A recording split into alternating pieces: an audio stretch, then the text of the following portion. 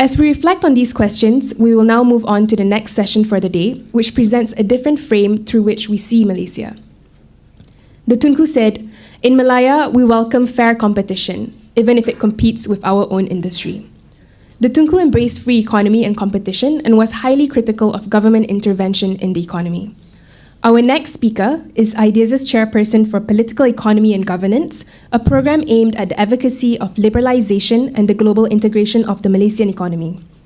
A world-class expert on international trade policy, Dr. Sally has written extensively on free trade agreements and other aspects of trade policy in the ASEAN economy. Dr. Sally received his PhD from the London School of Economics and served there as a faculty member for 18 years. He remains the director of the European Centre for International Political Economy, a global economy think tank in Brussels, which he co-founded in 2006. He is also an associate professor at the Lee Kuan Yew School of Public Policy. Delivering his keynote speech titled Malaysia, Economic Freedom and Globalization, please welcome Dr. Razin Sali. Assalamualaikum. Good morning. Selamat pagi, distinguished guests, ladies and gentlemen. Let me begin by thanking Tunku Abidin and Wan Saiful for this invitation. First, to be the chair of this new program on political economy and governance, and secondly, to be here on the birth anniversary of the founder of your nation, as well as the 5th anniversary of IDEAS itself. I am half British, as you can probably guess, but you probably can't guess the other half of me. The other half of me is from Sri Lanka, where I grew up. Colombo is my hometown, and as I was listening to the Tunku's granddaughter, a very moving tribute to her grandfather, and watching the video, my mind did turn to Sri Lanka and contemporaries of the Tunku in Sri Lanka. Of course, the two countries shared lots of similarities. They're both multi-ethnic, with a very rich cocktail indeed of their ingredient races and ethnicities. They were both, still are, plantation economies, both luxuriantly colorful in all their tropical exuberance. They went their different ways. Sri Lanka with many more tragedies than Malaysia from the 1970s onwards.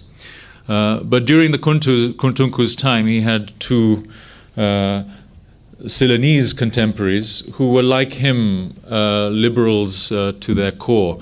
The first was the founding Prime Minister of Ceylon, D.S. Senanayake, who had a multi-ethnic secular vision for his country. I remember a quote from D.S. It was around the time of independence in 1948, 9 years before Malaya, and he was asked about the Tamil minority, and he said, "I don't care if all members of parliament are Tamils, as long as they are Ceylonese." And that reminded me very much of the spirit of liberalism, of a liberal humanism that the Tunku embodied. That was also true of D.S. Senanayake's son, Dudley Senanayake, who was Prime Minister on several occasions and served his longest term while the Tunku was Prime Minister here in Malaysia. Let me now turn to my subject matter, and begin with a paradox. Malaysia is one of the most globalized countries on the planet. If you look at the amount of trade and the amount of foreign investment in its economy, and yet for a long time now, there have been very few voices representing economic liberalism in Malaysia, particularly among its elite. Now, of course, there are voices in the country, thankfully, that embody political liberalism, that voice it. But apart from ideas, and perhaps a handful of others, one doesn't hear its echo on the economic front. That is indeed a big paradox, and hence the importance of this New Ideas program, because the field has been left far too open to the anti-liberal, anti-market, anti-globalization skeptics and their myths. And that now finds its echo in what's going on with the TPP, the Trans-Pacific Partnership process, where in response to the government's lack of consultation, one sees all these anti-market, anti-liberal forces dominating that particular field.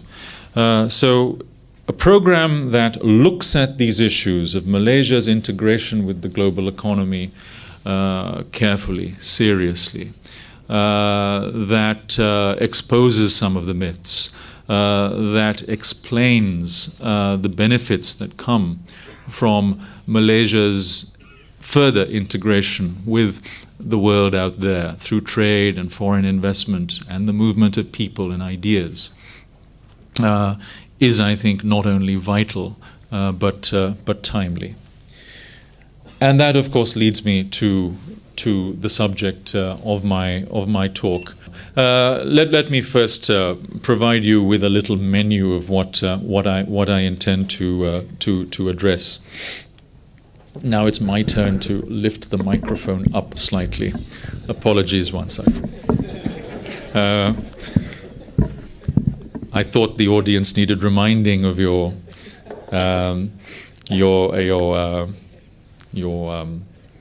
height.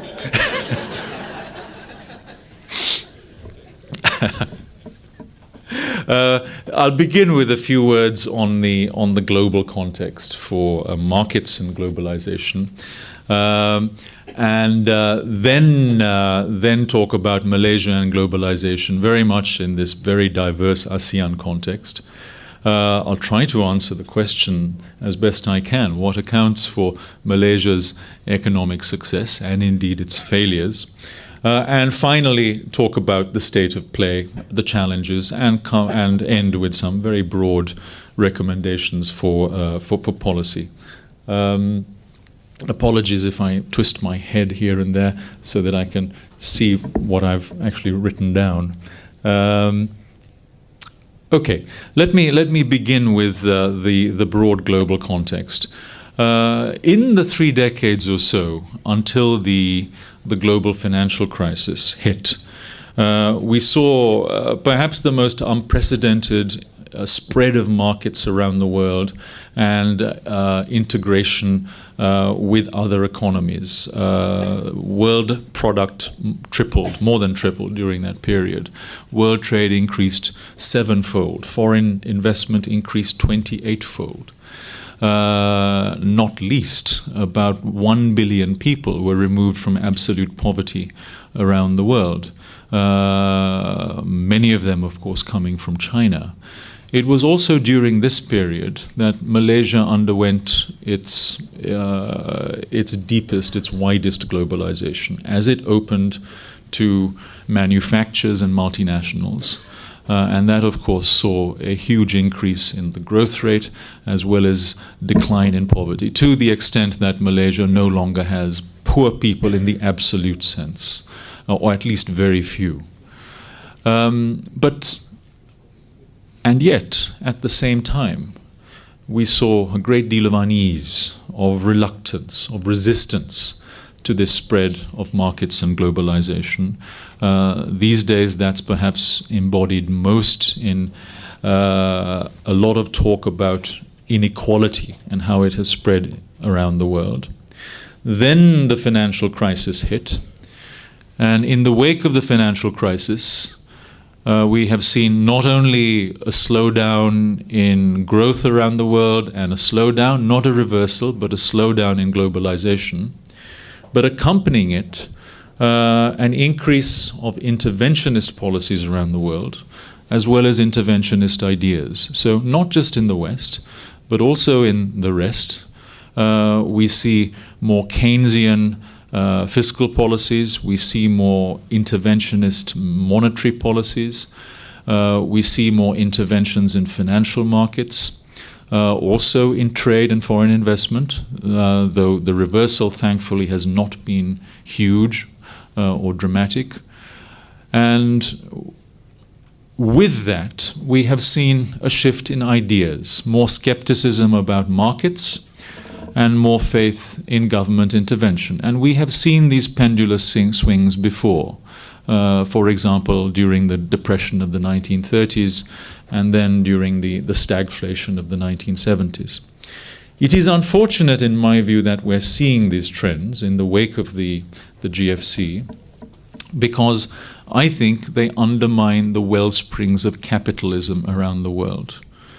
And capitalism, when it functions with a proper engine, leads to growth, and not only riches for some, but a wider spread of prosperity for masses of people around the world that give them life chances, in other words, freedom, that they didn't have before. And that is its greatest blessing.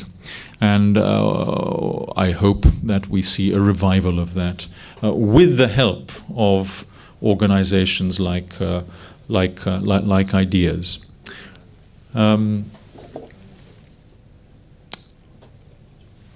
Moving on to Malaysia and globalization in the ASEAN context. Let me make some brief points and then just walk through a few slides. I promise I won't inundate you with them. We do, of course, see big differences within ASEAN in history, in political systems, in economic development, many other things besides. There are big differences in how they insert themselves into the world through trade and foreign investment. There are big differences in regulations and institutions. To make a few more particular points, if you look at trade and foreign investment, we see, since the 1980s in particular, fairly low tariffs. So if you look at ASEAN compared with other developing country regions, tariffs are generally quite a bit lower.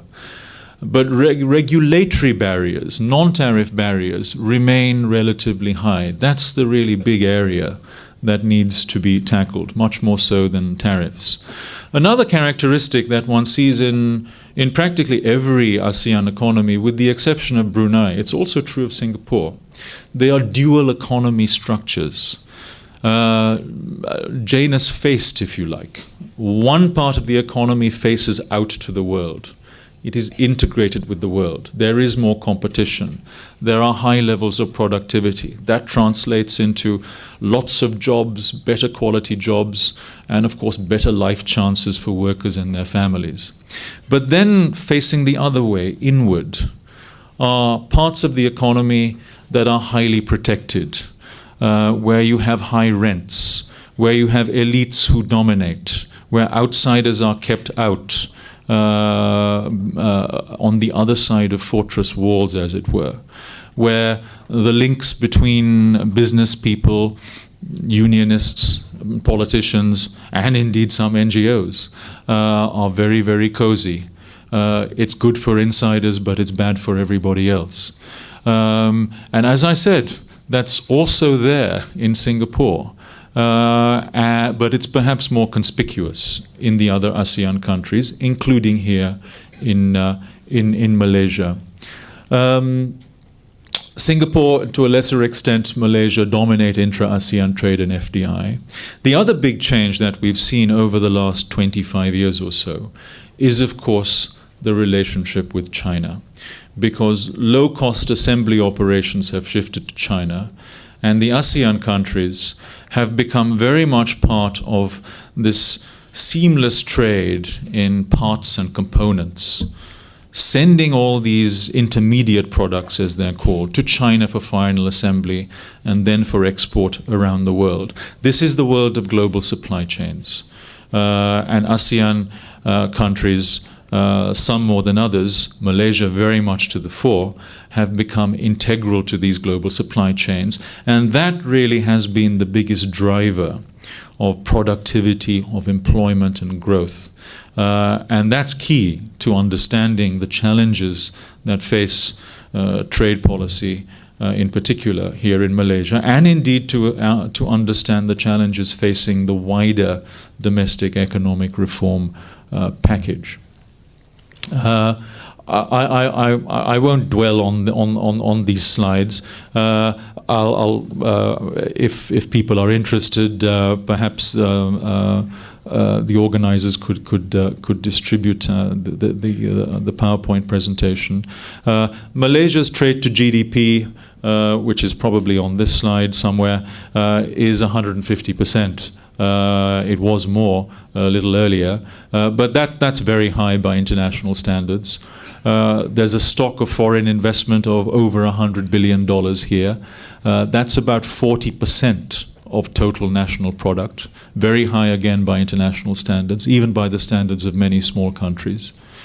Trade per capita, I think, is about $16,000 US, which is again very high by international standards.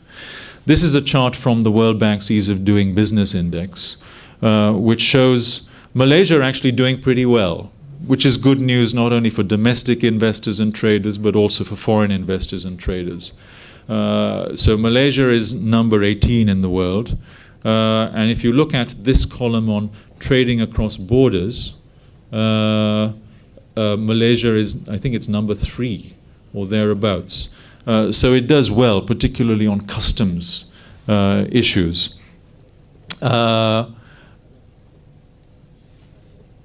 Tariffs. The average weighted tariff in Malaysia is about 5%, which is roughly average for what it is in the ASEAN countries.